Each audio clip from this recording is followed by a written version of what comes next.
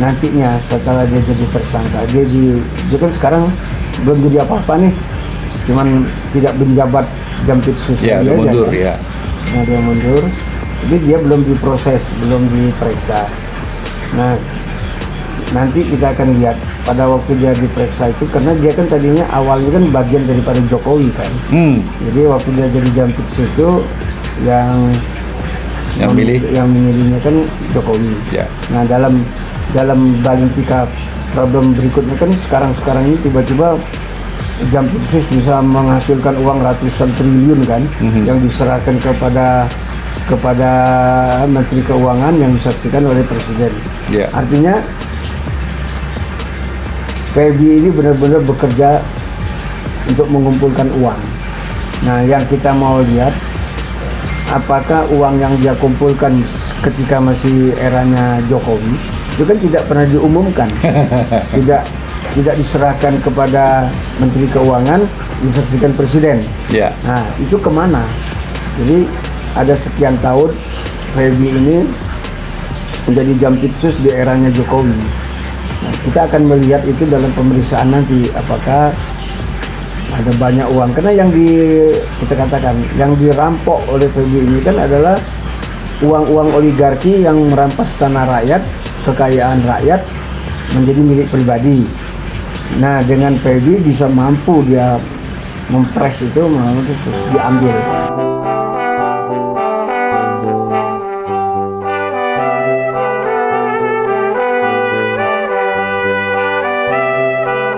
Bismillahirrahmanirrahim. Assalamualaikum warahmatullahi wabarakatuh.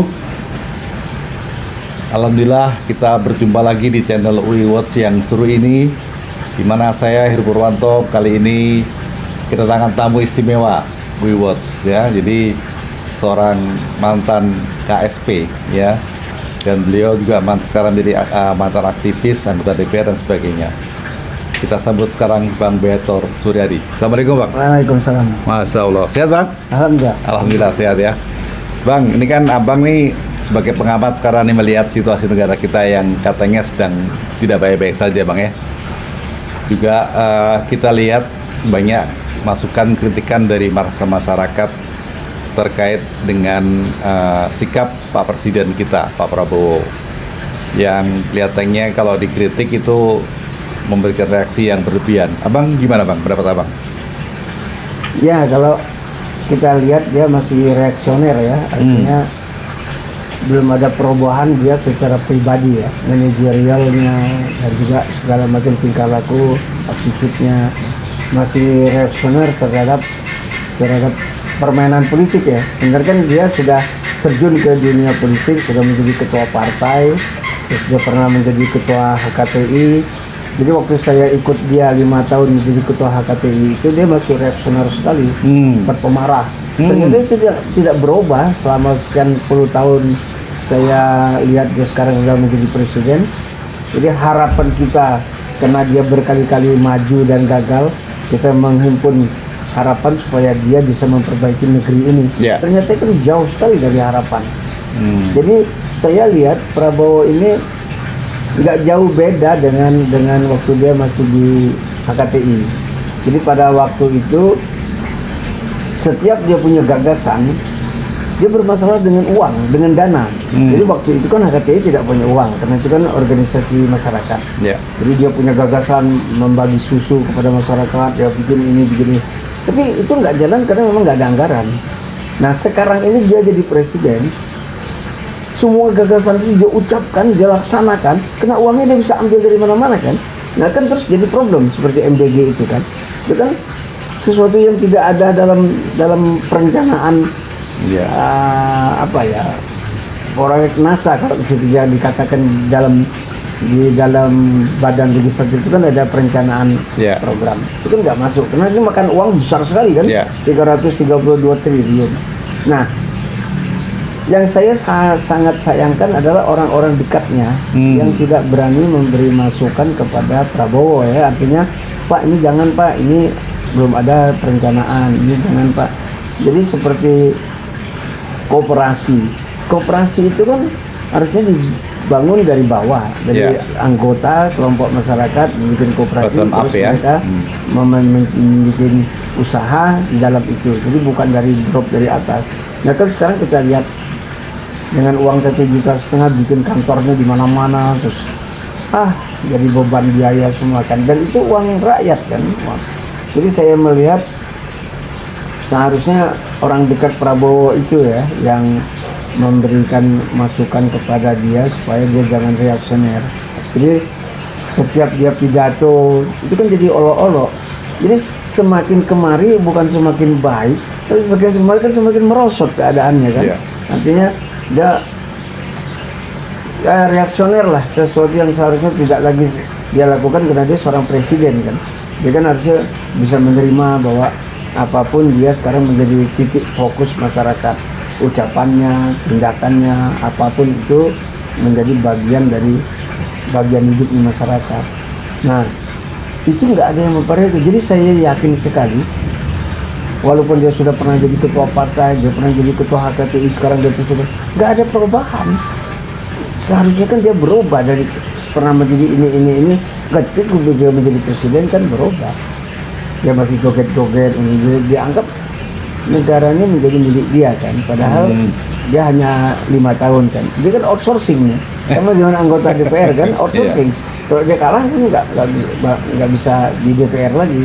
Nah saya berharap lah kawan-kawan dekat ya, kawan-kawan saya itu kan ada Mujani, ada siapa-siapa, bilanglah sama Prabowo fokus aja penyelesaian program-program yang dia sudah bicarakan waktu dia kampanye, atau sudah menjadi bagian daripada kegiatan pemerintahan kabinetnya yang begitu banyak kan.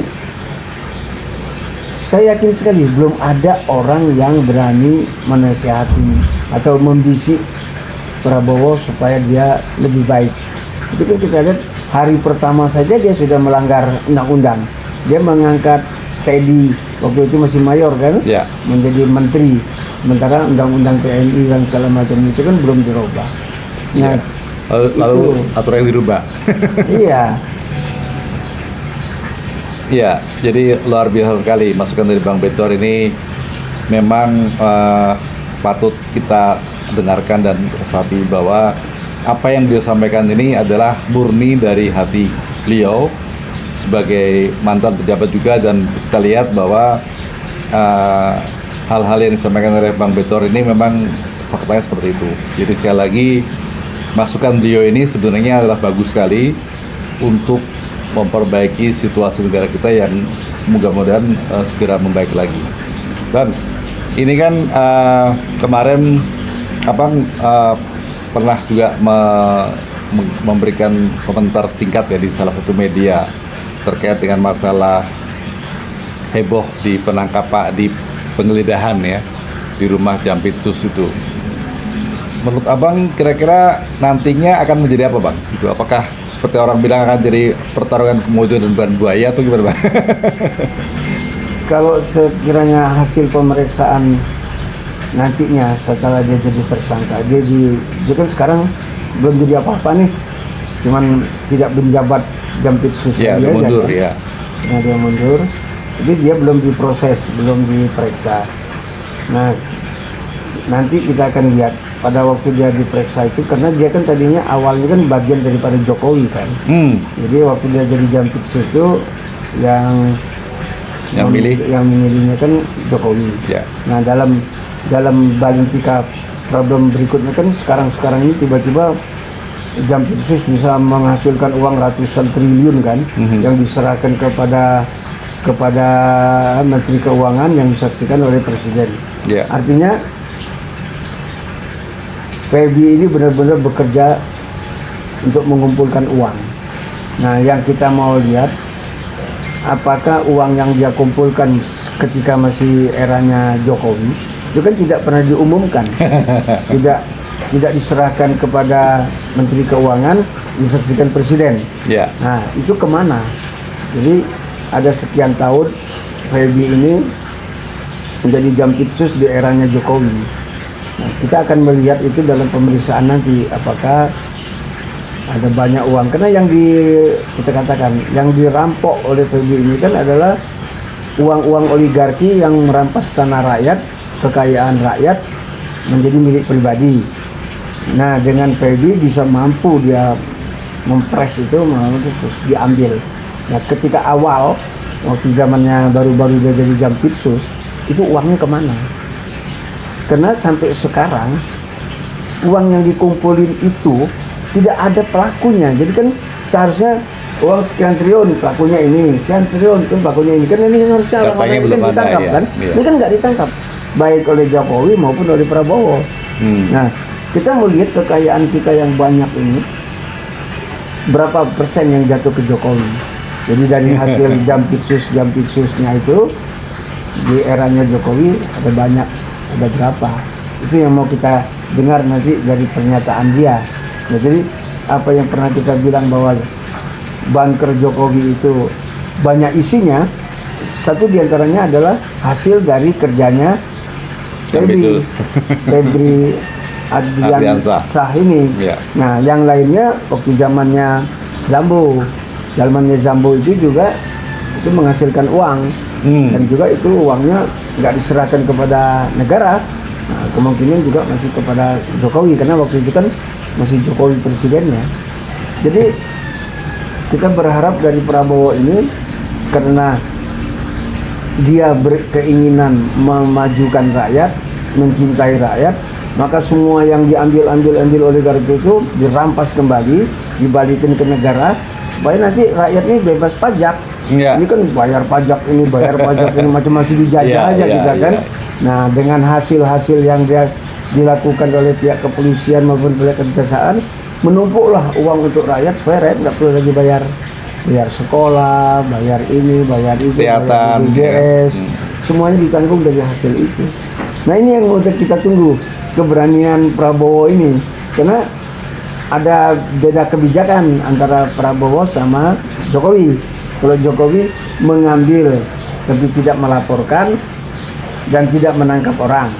Nah, kalau zamannya Prabowo mengambil, melaporkan di depan umum bahwa ini uang sebanyak ini diserahkan ke Menteri Keuangan, tapi belum ditangkap siapa pelakunya. Ada beda-beda dikit itu. Saya jadi ingat Bang, Abang tadi bilang bahwa dana itu bisa kita pakai untuk rakyat agar sekolahnya gratis, agar kesehatan gratis dan sebagainya. Itu jadi ingat tetangga kita Bang, Timur Bang. Iya. Ya kan, Timur itu dulu makmur sekarang. Semua nggak bayar. Jadi mereka justru setelah bebas dari merdeka sendiri, mereka justru mendapatkan kebahagiaan sendiri karena nggak bayar lagi. Iya. Jadi mudah-mudahan kita seperti itu Bang ya. Mereka menganggap Indonesia penjajah. Karena rakyat dipajakin. Iya, gitu ya Bang. Baiklah Bang, mungkin kali ini kita ngobrol sebentar ini dulu. Nanti kapan-kapan kita ngobrol lagi dan kita tetap memonitor situasi negara kita. Dan kita UI Watch selalu kalau bisa UI Watch atau siapa ya bikin tim gitu ya, tim untuk pengawasan terhadap pemeriksaannya si Febri ini. Jadi seberapa ya kita dapat informasi bahwa Febri ini diperiksa, pernyataannya begini kan itu luar biasa kalau kita bisa berharap negara ini lebih makmur ya. Amin. Jadi kita lihat Prabowo ada bedanya ya, yang selain sisinya dia sangat reaksioner segala macam itu terhadap kelompok-kelompok pengamat, kelompok-kelompok masyarakat yang mengkritisinya. Sekarang ada beberapa aktivis yang berani ngomong tajam, ada Sakur mana, ada ini, ada Rey Sangkuti, itu kan menyerang Prabowo semua kan. Tapi mereka harus melihat juga bahwa ada sisi lain dari Prabowo. Dia mampu mengumpulkan uang dari hasil kerja oligarki yang merampok, dikembalikan kepada Departemen Keuangan, supaya Departemen Keuangan meniadakanlah semua pajak-pajak ini. Wah, luar biasa. Kegiatan sebagai negara makmur. Jadi kita bisa belajar dari Timur. Terus satu lagi tuh yang dari Dubes siapa yang pernah jadi Dubes di Finlandia? Bukan. Kuba atau mana ya? Di Kuba ya? Yang juga masyarakatnya tidak bayar pajak. Nah kita Pancasila gimana nih? Kan kita mempertaruhkan Pancasilanya. Wah, luar biasa nih. Kita di sisi lain membiarkan kapitalis begini-begini, tapi rakyatnya miskin, kaum marhainnya miskin, tidak kebagian. Nah, saya yakin Prabowo tuh punya harapannya, karena pidato dia kan ini untuk rakyat, ini untuk rakyat. Nah, ketika dia ngomong gitu, orang nggak berani mengkritik dia. Jadi kalau dia ngomong yang lain, orang pasti marah. Jadi kita berharap lah ya, ada kawan-kawan dekat kita yang di kiri kanannya Prabowo, situ ada Dasko, ada Muzani, ada Habibur Rahman. Itu Prabowo nggak perlulah reaksioner nanggapin yang sesuatu yang nggak penting. Jadi ya macam MBG ini stop, karena kan memang itu anggarannya besar. Dari 15.000 yang ditargetkan, masyarakat kan anak sekolah kan cuma kebagian 8.000. Yang 7.000-nya ini kan hilang. Itu kan yang dibagi-bagi oleh pihak-pihak penyelenggara itu kan. Nah ini yang seharusnya Prabowo juga melakukan evaluasi lah. Saya 5 tahun di bawah pimpinannya Prabowo waktu dia menjadi HKTI. Saya ikutin dan saya pernah ikut dalam tim memberi minum susu masyarakat di Kerawang waktu itu. Saya hadir, saya lihat masyarakat kumpul, kasih segelas minum susu. Kayaknya Bang masih pantasnya jadi masuk KSP nih. KSP sekarang berbeda kan?